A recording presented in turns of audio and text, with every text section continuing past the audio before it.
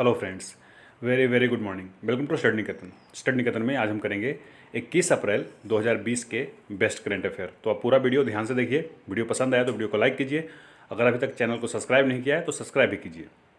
बीते दिनों विश्व स्तर पर विश्व धरोहर दिवस यानी वर्ल्ड हेरिटेज डे के रूप में कब मनाया गया है? तो ये हर साल 18 अप्रैल को मनाया जाता है जी, वर्ल्ड हेरिटेज डे। ठीक है, इससे रिलेटेड आप एक फ़ोटो देखिए।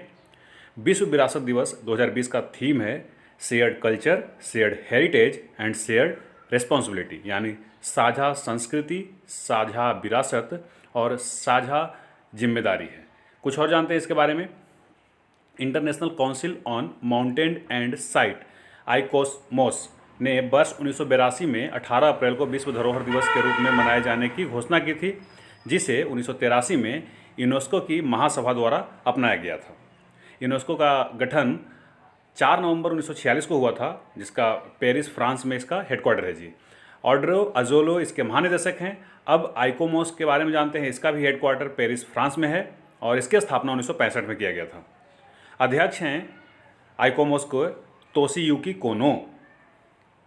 बीते दिनों किस केंद्र शासित प्रदेश ने एसएस कोरोना नामक एक नई मोबाइल एप्लीकेशन लॉन्च की है?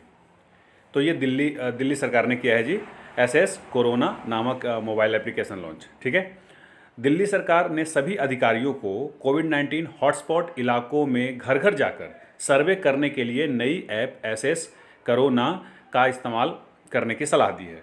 दिल्ली के मुख्यमंत्री अरविंद केजरीवाल हैं और अनिल बैजल उपराज्यपाल हैं।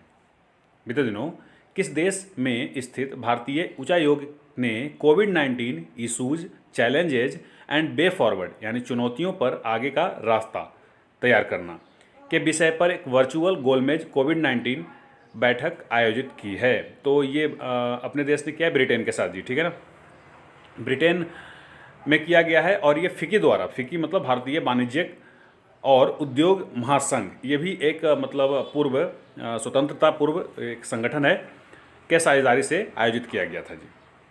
बीते दिनों सोशल मीडिया प्लेटफॉर्म फेसबुक ने किस देश में third party fact checking system शुरू करने की घोषणा की है? तो ये फेसबुक ने किया है और कहाँ किया है? बांग्लादेश में। बांग्लादेश की राजधानी ढाका है। अब मैं फेसबुक के बारे में बताता हूँ। फेसबुक के सीईओ मार्क जुकरबर्ग हैं। 4 फरवरी 2004 की इसकी स्थापना हुई थी। फेसबुक के मुख्यालय कैलिफोर्निया अमेरिका में है जी। इसने व्हाट्सएप को अधिग्रहण कर लिया था। व्हाट्सएप का स्थापना तो 3 मई 2009 को हुआ था, लेकिन 2014 में करीब $20 अरब में फेसबुक ने व्हाट्सएप को अधिग्रहण कर लिया था जी, खरीद लिया था। जॉन कुन इसके संस्थापक थे। बीते दिनों किस बैंक ने सार्वजनिक स्थानों पर सोशल डिस्टेंसिंग को बढ़ावा देने के लिए #HDFC बैंक सेफ्टी ग्रिड अभियान आरंभ किया है? तो बिल्कुल सही, HDFC बैंक ने किया है जी। इसमें कोई दम नहीं था क्वेश्चन में। लेकिन इसका पूरा नाम housing development financial corporation, HDFC के मुख्यालय मुंबई में है जी और इसके प्रबंध निदेशक यानी मैनेजिंग डायरेक्टर आदित्य पुरी हैं जी। ठीक है, चलिए। बीते दिनों किसने सार्वजनिक स्थानों पर मास्क पहनने के बारे में जागरूकता फैलाने के लिए टीम मास्क फोर्स का गठन किया है? तो ये टीम मास्क फोर्स BCCI का है जी। ठीक है ना, BCCI के जो क्रिकेटर्स हैं, ये देखिए आप फोटो में सचिन तेंदुलकर आपको दिख रहे हैं, स्मृति मंधाना।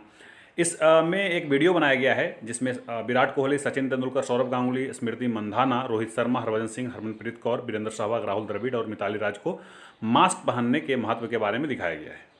BCCI यानी board of control for cricket in India foundation 1928 में, मतलब pre independent body. Headquarter Wankhede stadium में है जी। President Sourav Ganguly, vice president Mahim Verma और सेक्रेटरी जय शाह हैं जी, अमित शाह के बेटे हैं ये। मेंस कोच रवि शास्त्री हैं। WV रमन वुमेंस कोच हैं जी। किस भारतीय प्रौद्योगिकी संस्थान IIT ने आइसोलेशन वार्ड में रखे गए कोविड-19 मरीजों को बिना किसी के संपर्क में आए दवाइयों और भोजन परोसने के लिए वार्ड बोर्ड विकसित किया है? तो ये पंजाब में स्थित IIT रोपड़ ने किया है जी। ठीक है ना, IIT मंडी कहाँ है? हिमाचल प्रदेश में। पंजाब की राजधानी चंडीगढ़ और हिमाचल प्रदेश की राजधानी शिमला है जी। IIT रोपड़ के निदेशक हैं सरित कुमार दास और IIT रोपड़ की स्थापना 2008 में हुआ था जी।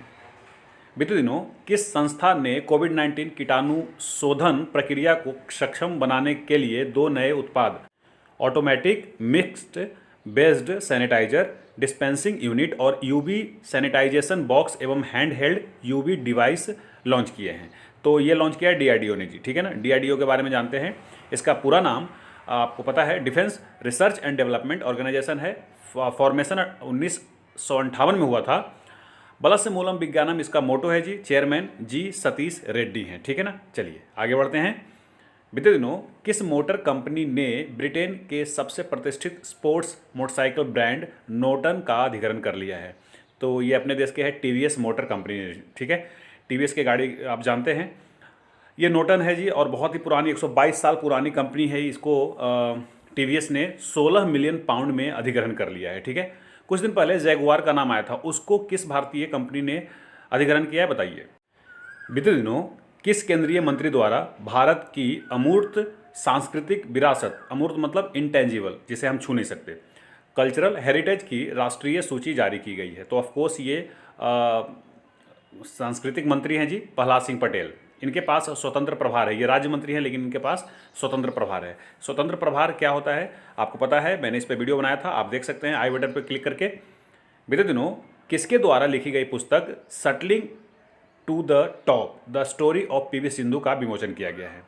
तो ये लिखे हैं बी कृष्ण स्वामी, ठीक है। ये एक खेल पत्रकार हैं जी, और इन्होंने इस पुस्तक को लिखा। पुस्तक का हेडलाइन देखिए। इसे हॉपर कॉलिंग्स पब्लिकेशन इंडिया द्वारा प्रकाशित किया गया है। सिंधु ओलंपिक में रजत पदक जीतने वाली भारत की पहली और एकमात्र खिलाड़ी हैं, साथ ही विश्व की शीर्ष 10 सबसे अधिक कमाई करने वाली महिला एथलीट की सूची में एकमात्र भारतीय हैं जी। मानव शरीर में यकृत यानी लीवर के महत्व को समझने तथा लोगों को जागरूक करने हेतु विश्व यकृत दिवस यानी वर्ल्ड लीवर डे हर साल किस दिन को मनाया जाता है? तो ये हर साल 19 अप्रैल को मनाया जाता है जी, वर्ल्ड लीवर डे, ठीक है ना। लीवर जो कि ह्यूमन बॉडी का दूसरे सबसे बड़ा पार्ट होता है, और इसे 19 अप्रैल को वर्ल्ड लीवर डे के रूप में मनाया जाता है।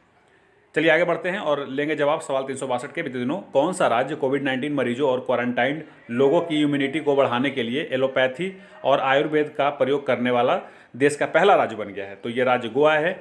आप हैं मिस्टर राम, आपने बहुत ही शानदार आंसर किया है जी। मैं बताना चाहूँगा आप लोगों को, इन्होंने आंसर तो बताया है, गोवा के बारे में बताया है, बहुत अच्छा बताया है। पणजी इसकी राजधानी है। सीएम हैं प्रमोद सावंत, जो कि इनसे पहले मनोहर पारिकर थे जी, लेट मनोहर पारिकर। गवर्नर सत्यपाल मलिक हैं, इनसे पहले मृदुला सिंह थे। इन्होंने बताया कि Satyapal Malik also worked in Jammu Kashmir और बिहार में गवर्नर रह चुके हैं। यहाँ 2 जिले हैं जी, नॉर्थ गोवा और साउथ गोवा। गोवा में 2 नदियाँ हैं, मांडोवी और जुआरी। और आपने वाइल्ड लाइफ सेंचुरी के बारे में बताया, भगवान महावीर, बोंदला, सारे बताए हैं आपने, बहुत अच्छा कमेंट किया है, ऐसे करते रहिए। चलिए आगे बढ़ते हैं और लेते हैं सवाल 363। बीते दिनों किस देश में होने वाले हांगझोउ 2022 एशिया पैरा खेलों का शुभंकर फेई फेई को चुना गया है? तो आप इसका आंसर कीजिए, और जितने भी शुभंकर आप जानते हैं हाल फिलहाल में हुए हैं या फिर होने वाले हैं, उसका आप नाम बताइए। मैं कल रिवीजन भी करवा दूंगा। अब मुझे दीजिए इजाज़त, नमस्कार।